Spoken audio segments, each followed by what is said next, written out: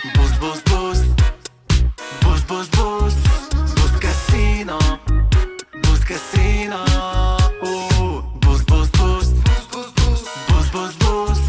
Boost Casino. Boost Casino.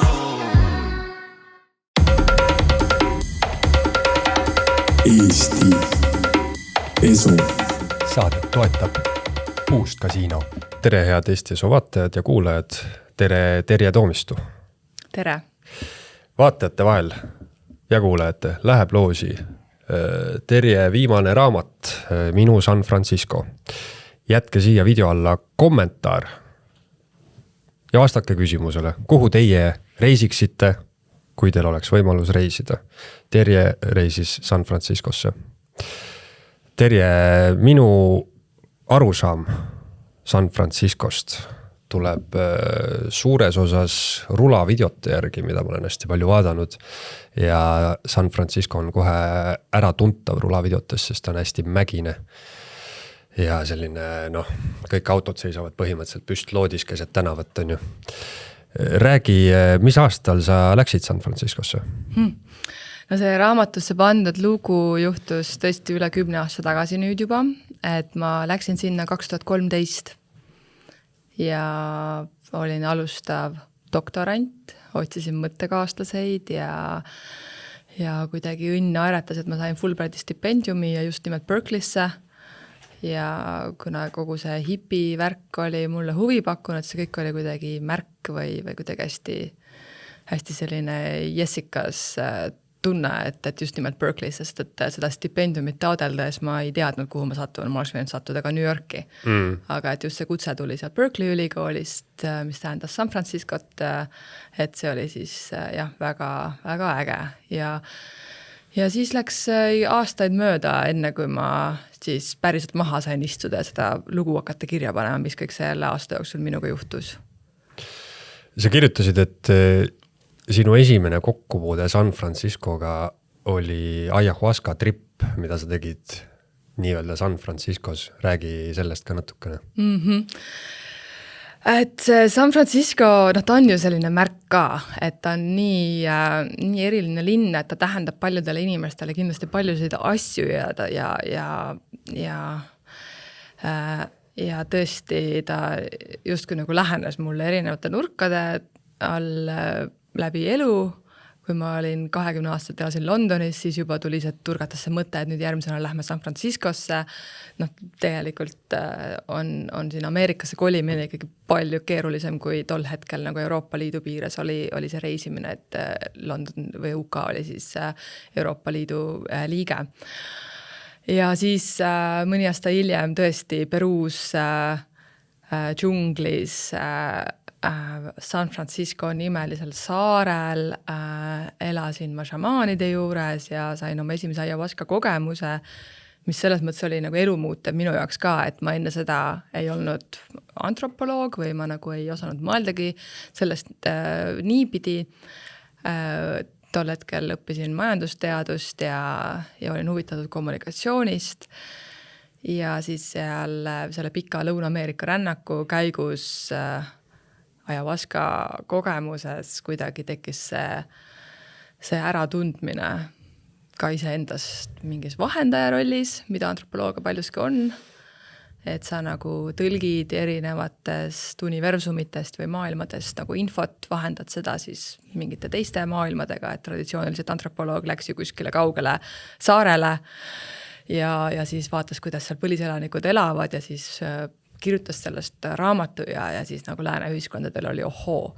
Et tänapäeval tehakse igasuguseid erinevaid antropoloogiaid, aga see idee on ikkagi ka sama, et antropoloog kaevub mingisse maailma sisse, mingisuguse subkultuuri, mingisuguse koosluse, mingisuguse nähtuse olemusse, püüab seda võimalikult lähedalt või võimalikult adekvaatselt kirjeldada ja siis teeb sellest mingisuguse tõlgenduse, milles toimub siis see vahendamise protsess. Ja kuidagi seal San Francisco nimelisel poolsaarel nagu käis see plõks ära, et ma sain aru, kuidas maailm on, paratamatult sotsiaalselt konstrueeritud, see taust, kust mina tulin, olles siis siirdeühiskonna laps, kasvanud üles siin Eestis, versus siis see, kuidas seal Peruu need põliselanikud nägid, tunnetasid maailma, millist infot taimed neile andsid, et taimed räägivad. Et see kõik nagu tekitas selle tunde, et ma tahaks veel rohkem aru saada sellest, mis viisil on veel võimalik seda reaalsust kokku pakkida iseenda jaoks ja teiste jaoks. Ja kaotsi läks siis üks majandusteadlane põhimõtteliselt. No ma tagantjärgi vaatan oma majandusteaduse bakalaureustööd ka sellise vannabi antropoloogiana, et eks see huvi minus mõista, kuidas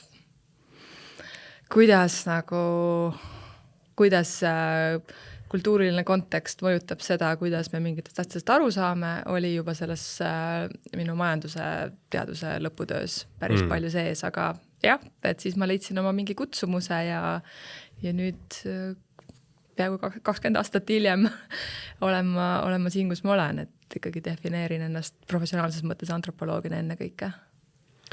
Milline see trip siis välja nägi? Mida sa jõid, kui kaua sa olid mingis olekus, mida sa nägid, mida sa tundsid?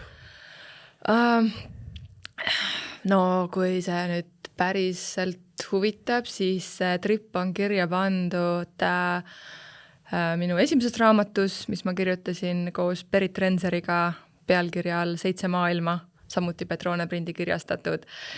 Ja seal on nagu peatükk sellest šamaanide juurest, Erlinda ja Enrique juures elamisest ja nendest kogemustest ayahuascaga ja kirjeldangi seda, kuidas ma nagu Jim Morrison oma laulus laulis 7-miilisest maost, kelle seljast ta ratsutas, et see oli ka minu trip. et see üks visioon oli tõesti, et ma olin selle mao seljas ja purjetasin maailma sisekosmosesse. Ja seda sa nägid vaimusilmas, tundsid või kui reaalne see oli?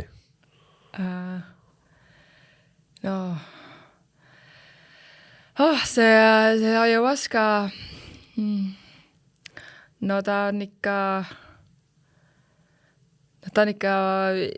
ikkagi väga spetsiifiline teadusseisund kuni sinnamaale välja, et selle käigus sa võid nagu unustada selle, mis inimene sa oled või et sa üldse oled inimene. Et ta on ikkagi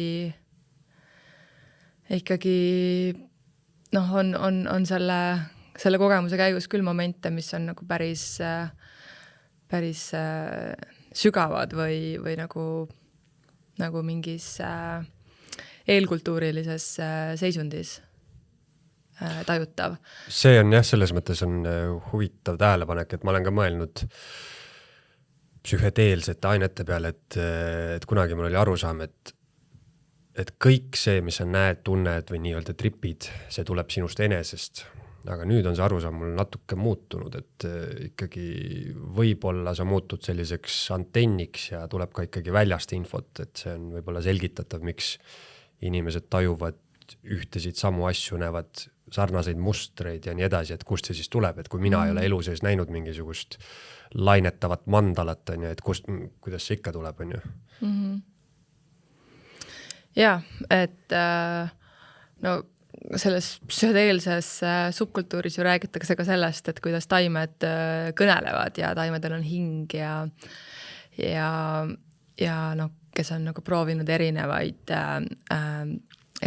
nagu tajumuutvaid aineid saab ka nagu eristada sellest, et kas tõesti sul on nagu aine, kus tõesti sa tunned nagu mingisugust seenevana, kes nagu räägib läbi sinu või siis seda ayahuasca hingust on ju paljuski kirjeldatud naisena ja San Pedrol on jälle mingi oma energia ja siis on nagu LSD, mis on nagu keemiline komponent, on ju, mis on inimese poolt sünteesitud, on ju, Albert Hoffmann oma kuulsa jalgrattasõidu käigus seda esimest korda nagu sellisel viisil koges, et et on nagu see tähelepanek nagu tehtud, et nagu, et ayahuasca puhul on tõesti nagu justkui tõesti sellel taimel on mingi agentsus ja ma nagu ise nagu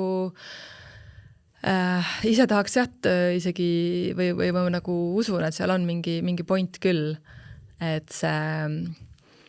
ka sellel taimel on justkui nagu mingit laadi teadvus, mis siis saab nagu läbi selle inimkogemuse nagu arusaadavaks ja loomulikult on mingid sellised kollektiivsed arhetüübid, mis ka nagu selliste trippide käigus nagu tihti manifesteeruvad, et see on küll selline kollektiivne alateadvus, võib-olla Jung ütleks selle kohta midagi sellist.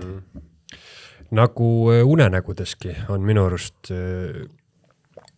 inimene ise muidugi saab sellest kõige paremini aru, aga et kui sa näed mingit unenägu, näiteks nagu mina olen näinud, et ma olen mingisugune kuskil mis iganes sajandil keset mingit lahingu välja ja rapin seal mõõgaga, et siis on aru saada, et kas ma vaatasin just õhtul sellist filmi, või siis see tuleb tõesti kuskilt, ma ei tea, kust kohast, et äkki ma kunagi olin siis ja nii edasi, et selle on aru saada nagu unes, et kui sügavalt see nagu sind kõditab, ja samamoodi siis psühhedeelikumidega, et äkki tuleb ikka kuskilt läbi, neid on ju söödud ja tarbitud, ma ei tea, kui kaua, senikaua kui inimene vist on, alates piibliaegadest näiteks.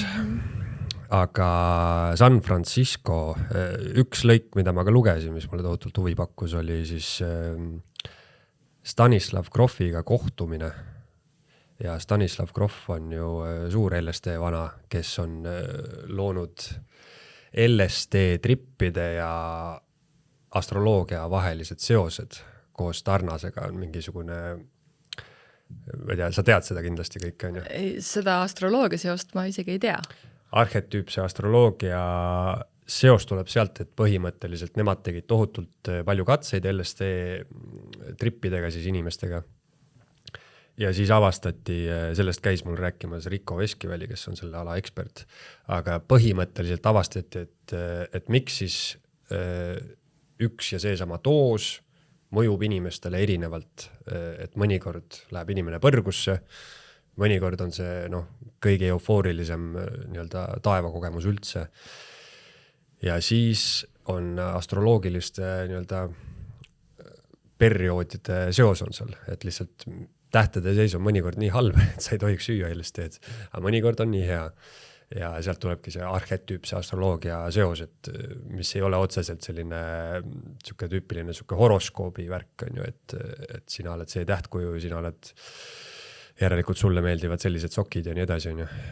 Aga just see nagu tähtede seisu vaatamine, et mis seis on nagu soosiv, siis vaadates sinu sünnikaarti on ju, ja mis seis pigem mitte, et see oli see, mis nad nagu nii-öelda avastasid. Aga kuidas sa üldse Grofiga kokku said? Ma sain aru, et sa tahtsid uurida teda nii-öelda ja siis ta lihtsalt vastas ja saite kokku. Ja... No, kui ma seal San Franciscos elasin, siis ma parajasti arendasin oma dokumentaalfilmi Nõukogude hippidest ja selle filmi stsenaariumit ma kirjutasin seal. Et selles mõttes oli ka siuke hea kuidagi kokku sattumus, et nagu ajaloolises hipihällis kirjutasin selle filmi stsenaariumit või vähemalt tegin selle nimel uurimustööd ja käisin Los Angeleses Külmasõja muuseumis arhiive kaevamas, mis oli ka päris kummaline, et tõesti, kus on üldse, millises maailma muuseumis on nagu hipiarhiive, siis see on jah Los Angeleses Külmasõja muuseumis ka pooljuhuslikult on sinna sattunud päris hea kogu Nõukogude hippide kollektsiooni, fotod ja mõned videod. Ja siis samal ajal arendasime seda produtsendiga, vist olid taotlused Eesti Filmi Instituudis sees ja korraga mul turgatas, et Stanislav Grof ju elab ka San Francisco külje all. Mill Valley's elab ta, mis on siis põhimõtteliselt üle selle Kuldvärava silla põhja poole, kus ma ka ise selle aasta jooksul elasin mõned kuud.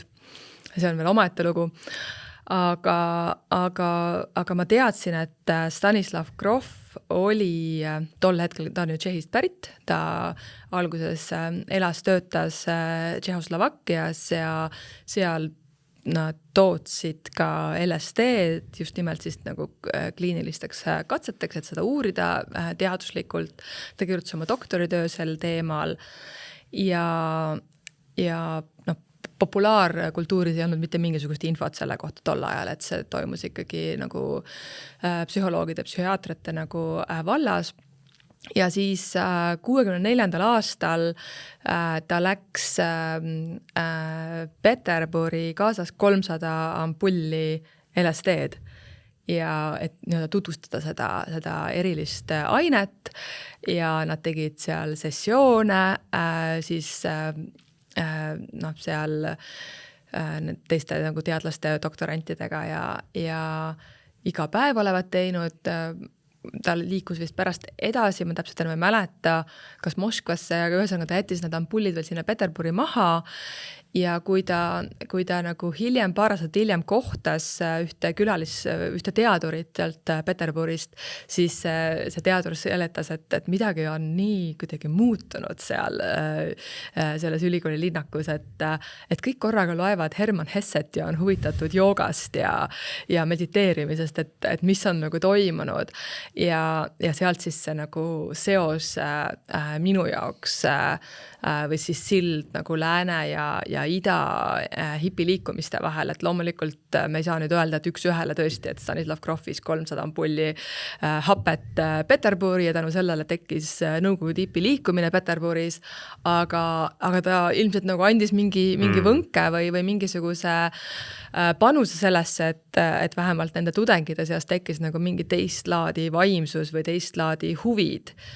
Ja loomulikult see oli siis sünkroonis teistes linnades ka toimunud arengutega, et Tallinnas samamoodi inimesi hakkas huvitama jooga ja meditatsioon ka umbes samal perioodil, et eks see hipiliikumine oli selline globaalne nähtus.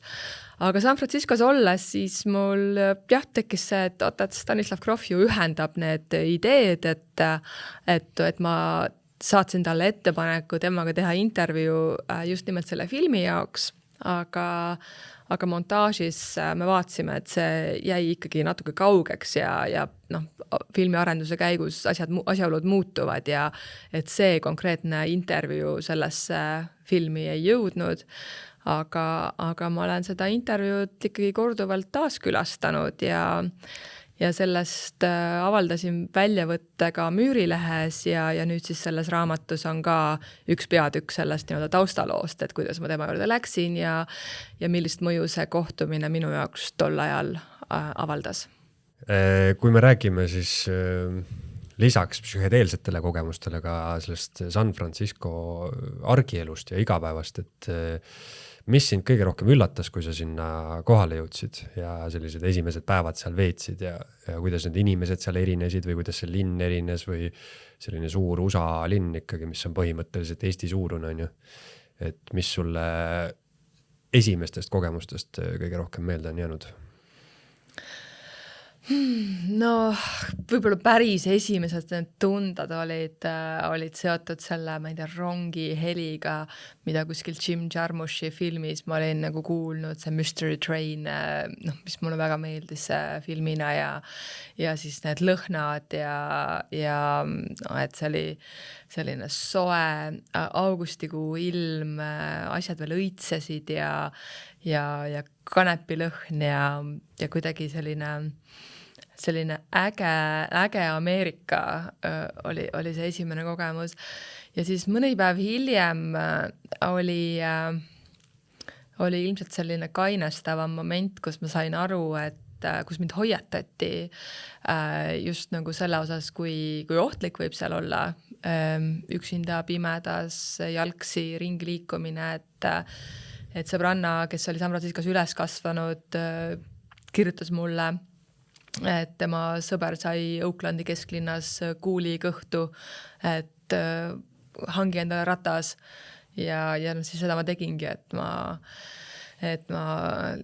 püüdsin siis nagu võimalikult kiiresti endale ka rattad alla saada, et auto ei tulnud nagu kõne allagi minu puhul, aga just, et kui sa oled rattaga, sa liigud nagu kiiremini ja no mõni kuu hiljem ma siin selles raamatus ka kirjeldan seda, kus mul nagu tekkis mingi tunne, et kas kõik on nagu hästi mu tervisega, et ma olen kuidagi väsinud või mõte ei töötanud või mingi pähe tekkis vatitunne. Et no seal on muidugi erinevad põhjused, mis see kõik või siin olla ja siin raamatus ma nagu spekuleerin ka selle üle ja otsin abi ja mis on nagu päris nagu naljakas või huvitav nagu sissevaade Ameerika nagu ühiskonnad toimimisse või siis mitte toimimisse, kuidas ma seal siis nagu toimetasin sellega.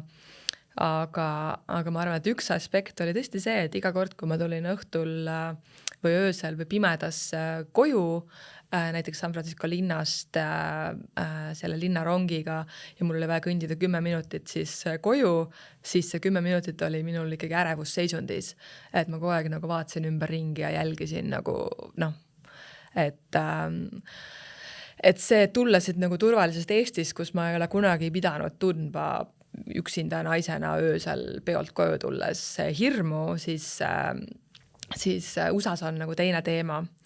Ja võib-olla isegi mitte niivõrd San Francisco kesklinnas, kuigi siin raamatus ma ka avan seda poolt, mis on San Francisco südalinnaga saanud pärast pandeemiat, et see on karm linn ja kodutute hulk ei ole olnud nii suur ja nii nähtav mitte kunagi San Francisco ajaloos, et see illusioonide purunemine on nagu päris karm selle linna näitel. Et see on see Ameerika värk, et ta on nagu ühelt poolt nii äge, teiselt poolt paras karm nagu kontekst. Üsna selline metsik lääs tundub ta siiamaani, eriti kui et võtadki mingid kindlad piirkonnad, et Eestis on ka juhtub asju, aga enamasti ei ole meile väga ebatavaline pilt, kus ma ei tea, tikkkontsadel naine kakerdab läbi kesklinna koju peolt on ju, ja midagi temaga juhtuda võib kindel olla, et ükskõik kus ta läheb, siis on enamasti turvaline on ju. Aga kui suur see San Francisco linn üldse on, et kuidas sa ütlesid, et sa sebisid ratta kiiresti, et kas sa liikusid siis rattaga või on seal need vahemaad ikkagi, USA ja see stereotüüpne arusaam on see, et kui sa kõnnid jalgsi, siis on sul midagi viga, et seal väga jalgsi ei tehta midagi, et ainult autoga, aga kuidas see siuke igapäevane liiklemine seal üldse käis? No võrreldes paljude teiste Ameerika linnadega on San Francisco ikkagi võrdlemisi kompaktne. Ta on nagu 7-miiline poolsaar ja seal on väga palju rahvast ja samas on ikkagi võrdlemisi vähe kõrgeid hooneid. Et need traditsioonilised San Francisco hooned on ju puitmajad, 2-3 korruselised, et paljud linnaosad on nagu just sellises viktoriaanlikus stiilis värvilised puitmajad, mis on imekaunid. Et see on see San Francisco postkaardi vaade.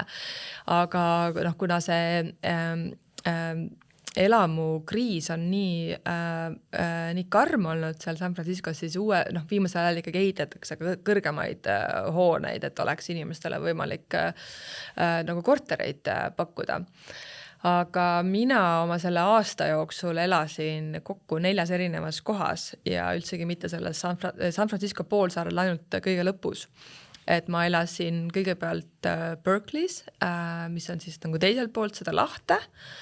Et see Berkeley, Oakland ja San Francisco ja siis seal sellest Kuldvärava sillast põhja pool see Mariini maakond, et see kõik kokku on selline nimetatud Bay Area, ehk siis San Francisco lahe kant, et nad on kõik omavahel nagu väga tihedas liikuvuses ja kuna see San Franciscos on see kinnisvara kriis nii karm olnud, et väga paljud, kes on seal kunagi sündinud ja üles kasvanud, enam ei jaksa seal linnas rahalises mõttes elada, siis on toimunud nagu hästi palju sellist nagu gentrifikatsiooni San Franciscost siis nagu teisele poole lahte, ehk siis Oaklandisse ja Berkeleysse, kuigi Berkeley on ka väga kallis, aga Oaklandis on nagu siis see, kus siis sellised loovisikud ja nii-öelda tavalist palka teenivad inimesed nagu tihti elavad ja viimasel ajal on isegi sealt toimunud nagu väljaliikumine veel kuskile Oaklandi või Berkeley mägedesse või teised sellised väiksemad linnakesed seal samas kandis.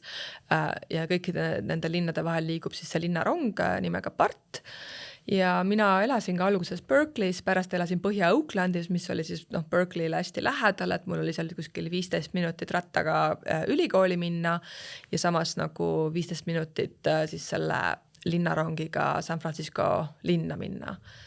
Ja Oota, kas see rong on see tüüpiline see, mida postkaardilt näeb, see trammilaadne asi, millele võid peale joosta ja hüpata ja mitte see on ju? Ei, jah, see on see kaabeltramm, mis on see traditsiooniline San Francisco liikumisvahend, mis on hästi tore, et sellega, kes külastab linna, tasub nagu sõita, et see ongi rohkem turistidele. Et see linnarong on nimega BART ja see on veel eraldi nagu metroost, aga ta on nagu paljuski metroo sarnane, et ta liigub nii maa peal kui ka maa all ja sellega on siis nagu kõige kiirem viis liikuda nii-öelda East Bay ja siis San Francisco linna vahel. Mis oli kõige suurem erinevus nende inimeste vahel, kes seal elasid ja ütleme eestlaste vahel, et kui sa mõtled selle peale, siis mis sa välja tooksid? No mina sattusin ka niimoodi pooljuhuslikult kohe sellisesse hästi värvikasse seltskonda ja mul tekkis siis sõpruskond selle värvika seltskonna nagu baasil ja see oli selles mõttes hästi tore, et ma kuidagi sattusin sinna sellisesse Bay Area või San Francisco sellisesse subkultuursesse noorte loovisikute kunstnike maailma. Ja nad olid kõik hästi ekstravertsed, hästi soojad, hästi armastavad, hästi palju komplimente pillub igal sammul ja hästi kuidagi voolavad, paljuski esoteerilised, paljustki ka need psühhedeelsed ained, kanep, elu nautimine, et kõik see käis nagu sinna juurde ja ka selline warehouse lifestyle mingis faasis ehk siis sellisest nagu industriaalhoonetesse nagu oma selliste kunsti või peopaikade nagu loomine. Et ka see käis sinna juurde kuni kohutavale tragöödiani, kus siis üks selline warehouse gallery nimega Ghost Ship, seal toimus nagu kohutav tulekahju, et seal oli üks pidu, kus oli 100 inimest ja nendest siis iga 3. suri ära sinna selle tulekahju käigus, et minu nagu head sõbrad tol õhtul, õnneks ma ei kaotanud selles isiklikult ühtegi oma lähedast sõpra, aga minu lähedased sõbrad kaotsid nendeks ühe õhtuga 5 oma sõpra.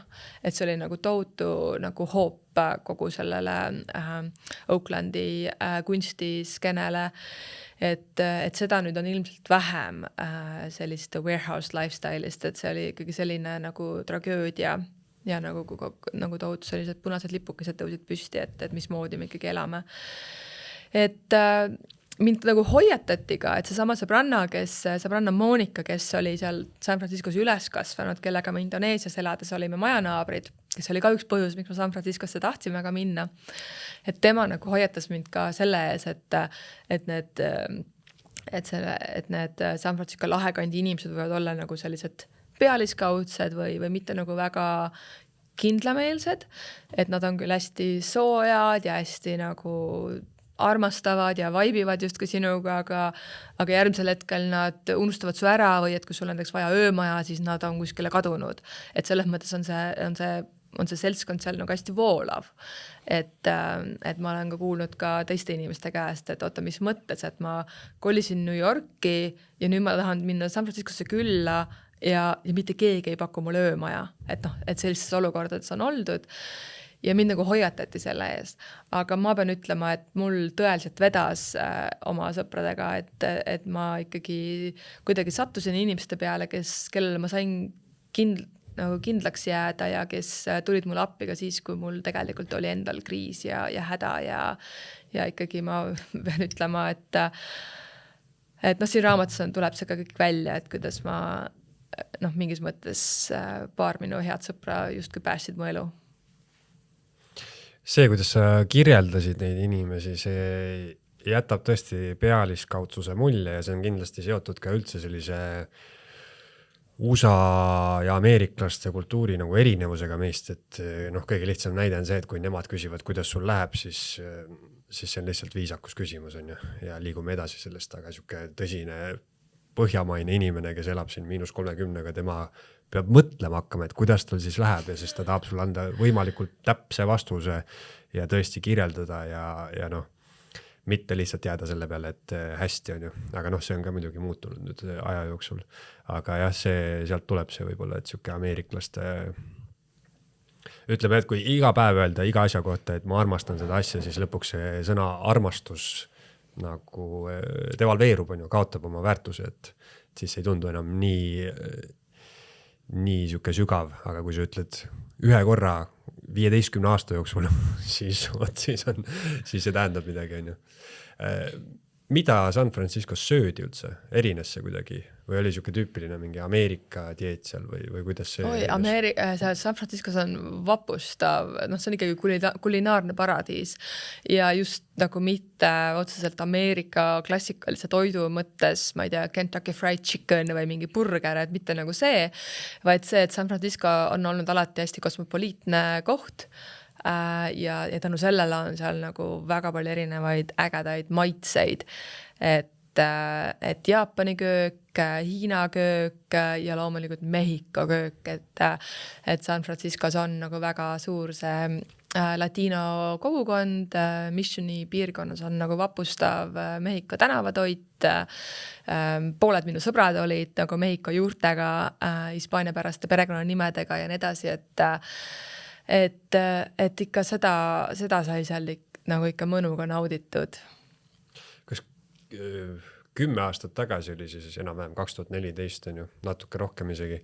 Kas siis oli tunda ka sellist, ma ei tea, USA mingit tohutut polariseerimist, mis praegu nagu uudistest meieni jõuab on ju, et või tahaks nagu tunduks, et see on nagu hästi-hästi viimase aja teema on ju, et võib-olla 12 aastat tagasi oli täiesti teine olukord või kuidas seal nagu poliitiliselt see vibe oli nii-öelda? Ma ei saa öelda, et oli täiesti teine olukord, et sellist poliitilist polariseeritust oli juba siis tunda, aga ilmselt me keegi ei osanud ette näha, et see asi läheb nagu sellisesse jaburasse nagu mõõtmesse, nagu ta täna on.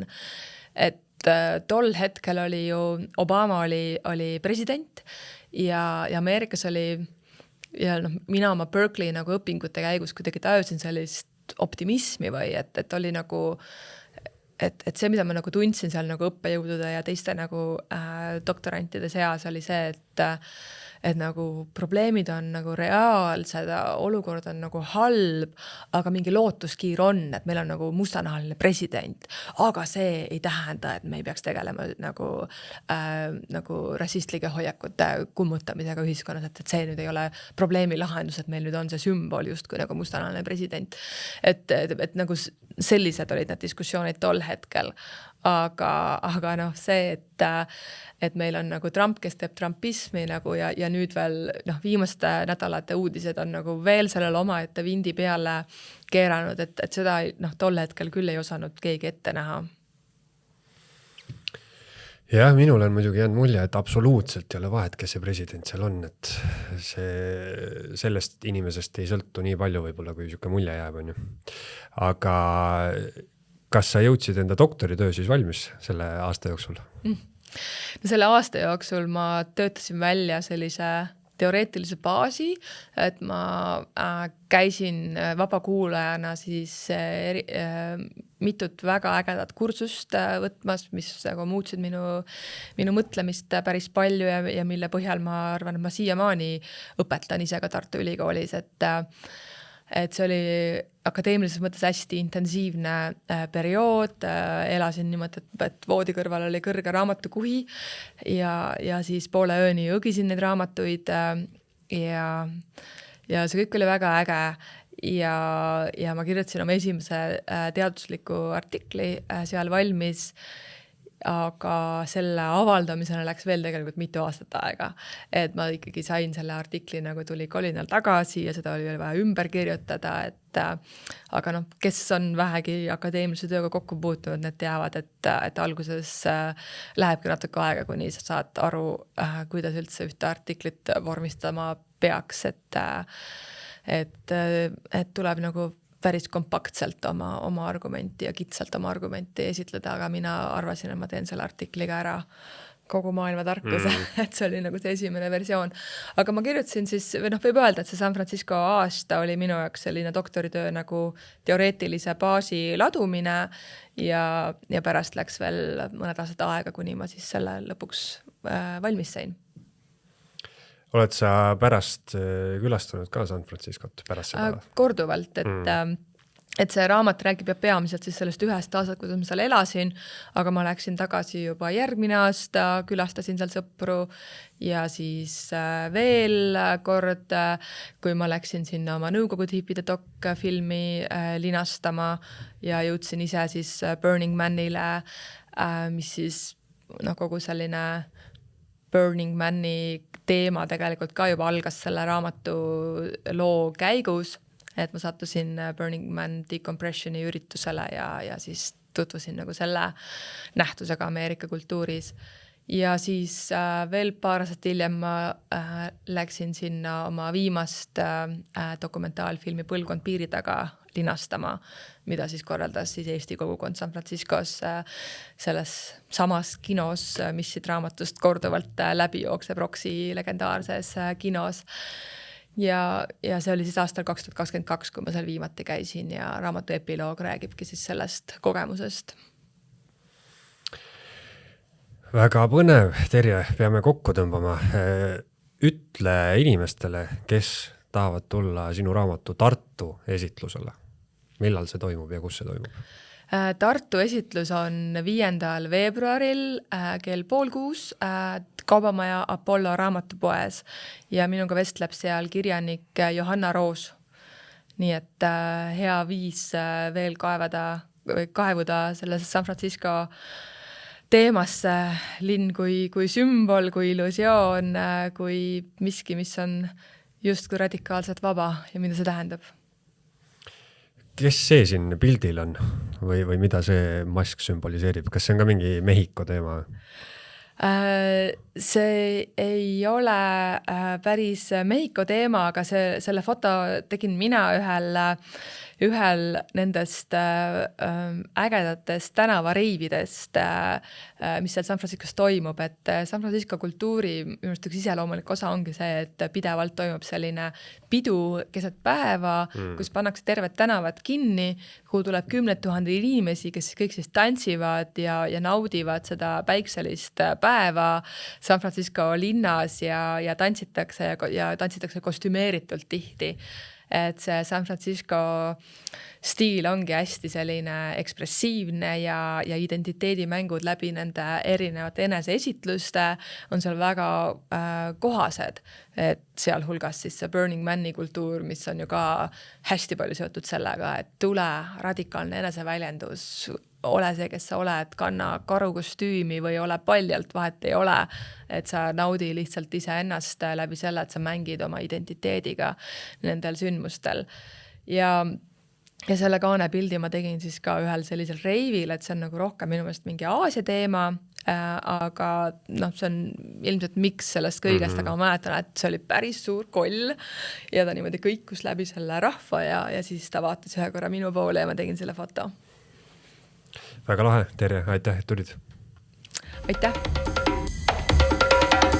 Eesti Esu.